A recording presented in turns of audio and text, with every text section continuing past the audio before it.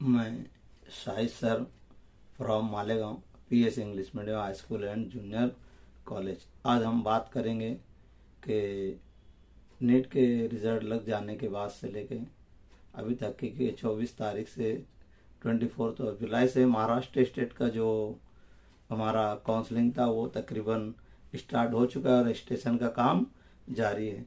तो उसी ताल्लुक से कुछ बातें मैं आपको बताता चलूं कि जब आप रजिस्ट्रेशन करा रहे हैं या पर रजिस्ट्रेशन आपका हो गया है, रजिस्ट्रेशन कराना है, तो उसके लिए थोड़ा फिक्रमंदी होती है बच्चों के अंदर भी, पेरेंट के अंदर भी। लेकिन कुछ बातों को तो ध्यान में हमको रखना है। और जो चॉइस फिलिंग आप ही करना है, तो चॉइस फिलिंग से पहले और कॉलेज सेलेक्ट करने से पहले कि उससे भी पहले एक बात यह है कि आप एमबीबीएस में जाना चाहते हैं, बीडीएस में जाना चाहते हो, तो ये आपके ऊपर डिपेंड नहीं करता, बल्कि ये डिपेंड करता है कि आपकी मार्क्स क्या है, आपका रैंक क्या है।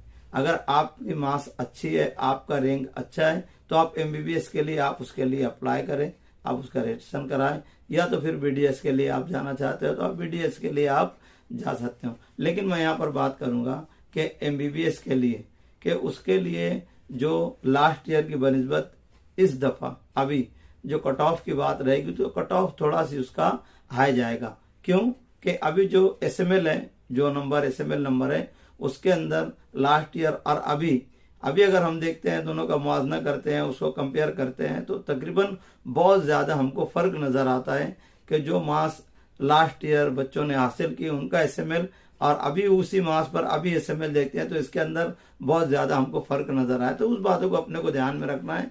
और उसके बाद फिर जब आप चॉइस फिलिंग की बात आएगी, तो आप पहले अपनी मार्क्स को देखेंगे और उसके बाद अपना एसएमएल देखेंगे और फिर कोशिश करेंगे कि आप कॉलेज को कैसे सेलेक्ट करना है। सबसे पहले तो ये कि चॉइस फिलिंग भरना, उस वक्त आपको एक बात ध्यान में सबसे जो आपको रखना रहेगी, वो बात ये रहेगी कि चॉइस फिलिंग के वक्त तो आप जो भी कॉलेज को सिलेक्ट करेंगे, आप उसका कोड नंबर जरूर लिखेंगे।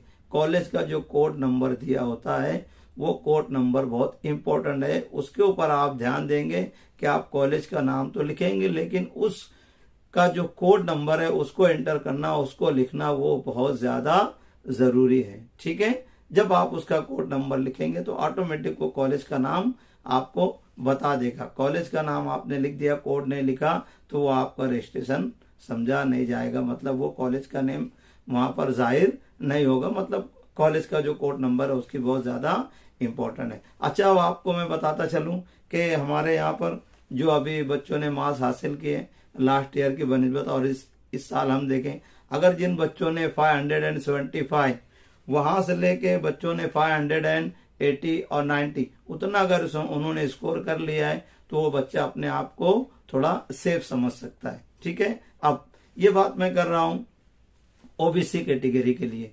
अब अगर बात करेंगे ओपन के लिए, तो ओपन में ऐसा है कि अगर बच्चा उसने 600 के अबो, जो तकरीबन बात आती है हमारी कि उसने 610 और उससे ज्यादा मार्क्स उसने हासिल किए हैं, तो तकरीबन उसको अच्छा बेटर मेडिकल कॉलेज मिल सकता है। हाँ, बच्चा अगर वो चाहे कि हाँ उसको बॉम्बे वगैरह में अच्छे मेडिकल कॉलेज मिल जाए, उसको केएम मिल जाए, जेजे मिल जाए, नायर मिल जाए, तो उसके लिए ऐसा है कि कम से कम उसको 620 या उसके बाद मैं क्या बताऊं कि आपको 635 वो उतनी मार्क्स अगर वो स्कोर कर लेता है, बच्चा ओबीसी बिलोंग करता है, तो उसको वहां पर बॉम्बे में एक अच्छा मेडिकल कॉलेज मिल सकता है।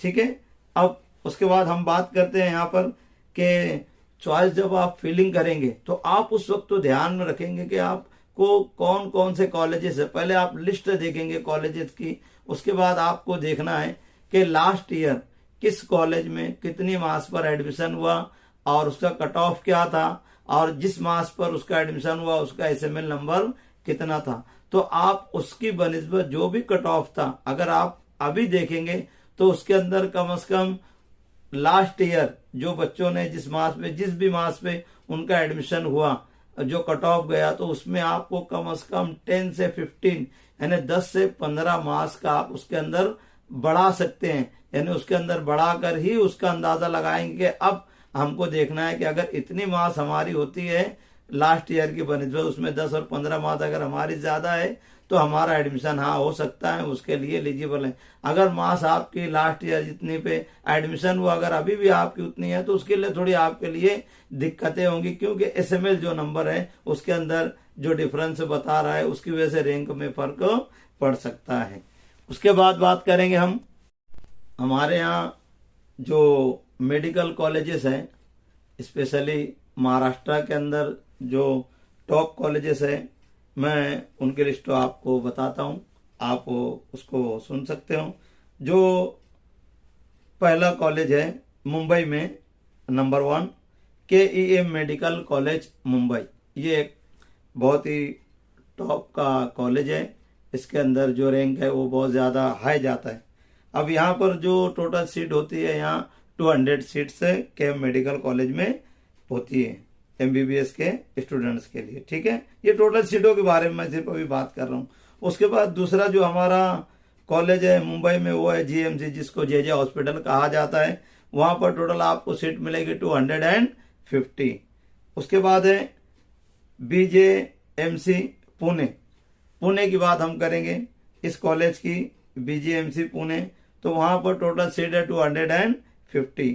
उसके बाद LTMMC साइन हॉस्पिटल, ये मुंबई का है, तो इसकी बात करेंगे, ठीक है। उसके बाद देखते हैं TNMC, जिसको बोलते हैं आमतौर से नायर हॉस्पिटल कहा जाता है, और यहाँ पर टोटल सीट्स है 150। अब उसके बाद आती है हमारी HBTMC मुंबई, जिसको कूपर हॉस्पिटल भी कहा जाता है, मेडिकल कॉलेज कहा जाता है। यहाँ पर टोटल सीटें 150 सीट्स हैं। उसके बाद है GMC नागपुर, यहाँ पर टोटल सीट है 650। उसके बाद IGGMC नागपुर, यहाँ पर टोटल सीट्स है 200।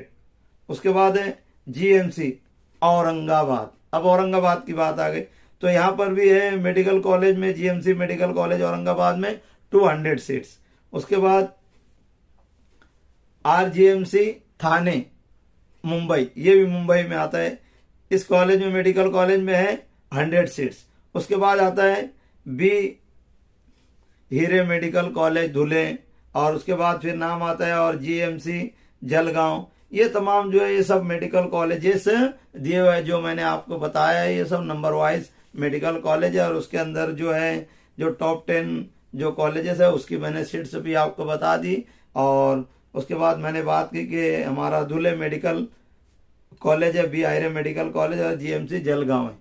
इसके अलावा हम बात करेंगे कि अगर आप जब चॉइस फिलिंग कर रहे हैं तो ध्यान में आपको ये रखना है कि लास्ट ईयर का जो कट ऑफ है उसको आप अपने माइंड में रखेंगे, और उस कट ऑफ का और SML का उसको ध्यान रखेंगे। लास्ट ईयर का जो कट ऑफ है और अभी का जो कट ऑफ है वो मार्क्स में आप 10 या 15 मार्क्स अगर आपकी उससे ज्यादा है लास्ट ईयर के कट ऑफ से, तो आप उम्मीद लगा सकते हो कि आपको सीट्स MBBS मेडिकल कॉलेज में, उसी कॉलेज में मिल सकती है जहां का आपको भरना है, चॉइस फिलिंग वगैरह भरना है, और जहां पर जो कम से कम कट ऑफ जो जहां का कितना रैंक गया था, कट ऑफ कितना था, तो वो कट ऑफ को आप अपने माइंड में रखेंगे। अब जो आप सिलेक्शन करेंगे तो सिलेक्शन में आपको माइंड में आपको ये रखना है कि पहले आप अपनी मार्क्स देखेंगे, अपना SML देखेंगे, उसके बाद फिर रैंक देखेंगे, और उसके बाद जब चॉइस फिलिंग आप करेंगे तो ध्यान में रखेंगे कि आपको आपका जो कॉलेज है उसका कोड नंबर, जो कोड नंबर है वो लिखना पड़ेगा, वो बहुत जरूरी है। अब कॉलेजेस जब आप सिलेक्शन करेंगे तो आपको कोई एक्सपर्ट से या जो लोग इसका रजिस्ट्रेशन का काम करते हैं हमारा MBBS के लिए, और जो लोग काउंसलिंग करते हैं MBBS के लिए, तो ये भी कर सकते हैं, आप खुद से भी कर सकते हो। लेकिन अगर सेंटर वगैरह पर कहीं जाएंगे तो वो और अच्छी बात हो जाएगी कि आपको जो भी नोटिफिकेशन वगैरह है उनसे आपको मिलती रहेगी, ठीक है, और वो आपको गाइडलाइन भी दे सकेंगे। उसके बाद हम बात करेंगे अगर आप कोई भी मेडिकल कॉलेज आप सेलेक्ट करते हो तो आप पहले मशवरा कर लीजिए कि आप चॉइस फिलिंग आपको कैसा रखना है, कि आपको फर्स्ट पे कौन से कॉलेज को रखना है, सेकंड पे किसको रखना है। ये किस पर डिपेंड करेगा, ये आपकी मार्क्स के ऊपर डिपेंड करेगा कि आपकी मार्क्स कितनी है, आपका रैंक कैसा है, उसके बाद आप उसको डिपेंड कीजिए। और जब आप चॉइस फिलिंग करेंगे तो उस हिसाब से आप अपने कॉलेज का नाम लिखिए, उसको चॉइस फिलिंग में आप उसको नंबर डालते जाइए। ठीक है, उसके बाद बात करेंगे कि जो कॉलेजेस आपने भर लिए, अगर आपको लग रहा है कि हाँ ये कॉलेज मुझको मिल सकता है, ये कॉलेज मिल सकता, तो आप क्या करेंगे उसके लिए कि आप ध्यान में रखेंगे कि जहां पर जो कॉलेज भी आप सेलेक्ट कर रहे हैं तो वहां पर जो ईयर ऑफ इस्टेब्लिशमेंट जिसको बोलते हैं कि क्या वो कॉलेज ऐसा है कि जहां पर आपको प्रैक्टिकल यानी प्रैक्टिकल वहां पर अच्छी से आपका हो पाएगा, वहां पर वो फैसिलिटी मिलती है या नहीं मिलती। सेकंड ये कि अगर वो कॉलेज अच्छा है वहां पर लैब फैसिलिटी का होना भी जरूरी है। उसके बाद ये है कि पेशेंट इनफ्लो, वहां पर जैसे पेशेंट मिलना चाहिए, अगर मेडिकल कॉलेज है तो वहां पर पेशेंट वगैरह हो ताकि आपको प्रैक्टिकल वगैरह करने में भी आसानी हो, और आपको अगर विजिटिंग वगैरह के लिए भी है तो वहां पर आपको मिल सके, पेशेंट मिल सके। ठीक, उसके बाद है नंबर 4 सिटी, वहां का जो एरिया है जो सिटी है तो वो आपको सूट करना चाहिए, वहां का एटमॉस्फेयर वहां का एनवायरनमेंट आपके लिए सुइटेबल है या नहीं, ये भी बात को आपको ध्यान में रखना है। उसके बाद जो हॉस्टल है वहां पर हॉस्टल में कितनी फैसिलिटीज है आपके हॉस्टल में, वो फैसिलिटीज को आपको ध्यान में रखना है। कहीं कहीं ऐसा होता है कि हॉस्टल फर्स्ट ईयर वालों को नहीं मिल पाता, सेकंड ईयर वालों को मिलता है। कहीं ऐसा होता है हॉस्टल के अंदर कि वहां पर थोड़ा सी दिक्कतें होती है रहने की, पानी की। तो इन सब बातों को और दूसरे लोगों से भी आप मालूमात ले सकते हो कि लास्ट ईयर जो स्टूडेंट जिन लोगों ने उन कॉलेजेस में एडमिशन लिया था तो उन लोगों को क्या कोई प्रॉब्लम आया या वहां पर किस चीज का इम्प्रूवमेंट हुआ, फैसिलिटीज उन लोगों ने बढ़ा दी या फैसिलिटीज नहीं है। तो आप क्या कर सकते हैं कि लास्ट ईयर के जो स्टूडेंट्स हैं आप उनसे भी मालूमात ले सकते हो। तो ये जो बातें मैंने आपको बताई है तो आपको इसको ध्यान में रखना है। आप कहीं भी काउंसलिंग के लिए जाइए, किससे भी काउंसलिंग कराइए, लेकिन जो बातें ये है कि कॉलेज का जब सिलेक्शन करेंगे तो आप कॉलेज की पहली लिस्ट अपने सामने रखेंगे। उसके बाद आप अपना रैंक देखेंगे, अपनी मार्क्स देखेंगे, एसएमएल देखेंगे और लास्ट ईयर उसका कंपेयर करेंगे। और उसके बाद फिर चॉइस फिलिंग ध्यान में रखते हुए आपको कि आपको कौन सा कॉलेज सेलेक्ट करना है तो आप उसके अंदर कॉलेज का जो कोड है वो कोड नंबर आपको लिखना जरूरी रहेगा। अब यहाँ पर बात आएगी हमारी कि फर्स्ट राउंड, सेकंड राउंड और थर्ड राउंड। तो फर्स्ट राउंड के अंदर आप जो रजिस्टर करा लेंगे, अब देखेंगे कि काउंसलिंग में अगर आपको फर्स्ट राउंड में नहीं मिला तो ऑटोमेटिकली आप सेकंड में चले जाएंगे। सेकंड में अगर नहीं मिला तो जो नया रूल है उसके वजह से, जो नया रूल अभी एलिवाइड हुआ है तो उससे क्या होगा कि आप अगर सेकंड राउंड में भी आपका नहीं होता है तो आपको रजिस्टर कराने की जरूरत नहीं, आप थर्ड राउंड में ऑटोमेटिकली चले जाएंगे। ठीक है, तो ये इतना जो नया जो चेंजेस है थोड़ा ये बातें आपको ध्यान में रखना रहेगी। लेकिन मैंने जितनी बातें आपको बताया कि आपको जो कॉलेज का कोड है उसको आपको ध्यान में रखना है कि वो आपको लिखना जरूरी है। और कॉलेज की जो लिस्ट है वो लिस्ट आप अपने सामने रखेंगे, पहले थोड़ा सी उसके ऊपर सोच विचार करेंगे कि हाँ आपको सिलेक्शन क्या करना है, क्योंकि सिलेक्शन करते वक्त तो इसमें आपसे कोई गलती ना हो जाए। आप एरिया कहीं भी आप कर रहे हो, मुंबई के लिए कर रहे हो तो आपके मार्क्स वैसे होना चाहिए। आप अगर अहमदनगर जा रहे हो, उधर जलगांव जा रहे हो तो आपको उस बारे में सोचना चाहिए। अगर आप देख रहे हो कि आपको नागपुर कॉलेज है वहां पर मिल जाता है क्योंकि वहां थोड़ा कट ऑफ जो रहता है वो थोड़ा लो रहता है दूसरे सिटीज की बनिस्बत, दूसरे कॉलेजेस की बनिस्बत, अगर तो आपको उसको भी सिलेक्ट करना है। आपकी मार्क्स वगैरह देख के आप कर सकते हो, वहां फैसिलिटीज ज्यादा मिल जाती है, वो भी डेवलप होता है। ठीक है, और बात अगर हम करें कि आपको अब सिलेक्शन कैसा करना है तो ये टोटल पहले आप बैठ के, आपके पास टाइम है सोचने के लिए, आप सोचिए, थोड़ा देर डिस्कस कीजिए और उसके बाद फिर चॉइस फिलिंग के लिए जब भी आप जाएं तो उसके लिए थोड़ा सी आपको थोड़ा ज्यादा जल्दी और घाई गर्दी करने की जिसकी बात है, जो आम वर्ड मैंने बताया तो वो नहीं करना है। आपको भी पेशेंट रहना है और अच्छी से दिमाग से, माइंड से सोचना है और 2-4 लोगों से मशवरा भी कर लेना है, घर पे भी मशवरा कर लेना है, लिस्ट वगैरह देख लेना है और आराम से आपको उसको जो भी कॉलेज आपको सेलेक्ट करना है आप उसको लिस्ट बना लीजिए। और उसके बाद भी जो चॉइस फिलिंग है उसके अंदर किसी भी तरह की आपकी गलती और मिस्टेक नहीं होना चाहिए। ठीक है, आखिरी में मैं फिर आपको बता रहा हूं कि आपको वहां पर जब आप चॉइस फिलिंग फिल करेंगे तो आपको माइंड में रखना रहेगा कि वो कॉलेज का आपको कोड जो है वो लिखना जरूरी रहेगा। ठीक है, मैं उम्मीद करता हूं कि ये जो बातें मैंने आपको बताई है कम से कम आप जब भी जाएंगे काउंसलिंग के लिए उससे पहले ये वीडियो जरूर देख लेंगे और ये दूसरों को भी शेयर कर देंगे कि ये मैंने जो ही बताया एकदम कॉमन बात बताई है कि जो आपको माइंड में आपके रहेगी। बाकी सारी मालूमात आप जब भी काउंसलिंग के लिए जाएंगे तो वहां से मिलती रहेगी आपको और अपडेट मिलती रहेगी। और दूसरा जो यूट्यूब वगैरह है उस पर चैनल चलते रहते हैं